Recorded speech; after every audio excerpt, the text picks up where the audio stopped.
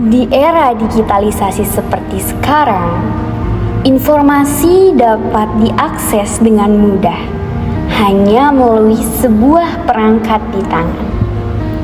Dalam hitungan detik, kita bisa mengetahui berita terbaru, menikmati hiburan, dan berkomunikasi tanpa batas. Setiap hari, banyak waktu yang dihabiskan untuk menggulir media sosial.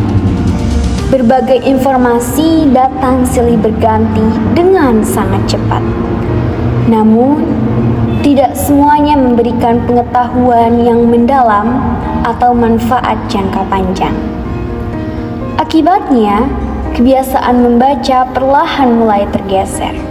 Padahal, membaca merupakan salah satu cara terbaik untuk menambah wawasan dan meningkatkan kualitas diri. Melalui membaca, kita memperoleh pengetahuan baru, memahami berbagai sudut pandang, serta melatih kemampuan berpikir kritis dan kreatif. Setiap buku menyimpan ilmu, pengalaman, dan inspirasi yang dapat membuka cara pandang yang lebih luas. Karena itu, budaya membaca memiliki peran penting dalam meningkatkan kualitas sumber daya manusia. Dalam mendukung budaya literasi, perpustakaan hadir sebagai pusat pembelajaran, sumber informasi, dan ruang untuk mengembangkan ide serta kreativitas. Di perpustakaan, setiap orang memiliki kesempatan yang sama untuk belajar dan mengembangkan diri. Suasana yang nyaman dan koleksi yang beragam menjadikan perpustakaan sebagai tempat tumbuhnya pengetahuan dan inspirasi. Seiring perkembangan teknologi, perpustakaan di Indonesia juga terus bertransformasi. Kini, layanan perpustakaan hadir dalam bentuk digital melalui e-books, jurnal elektronik, dan berbagai sumber informasi yang dapat diakses kapan saja dan di mana saja. Namun, secanggih apapun teknologi yang tersedia, manfaatnya tidak akan maksimal tanpa kemauan untuk membaca dan belajar. Teknologi hanyalah alat, sedangkan semangat mencari ilmu berasal dari diri kita sendiri.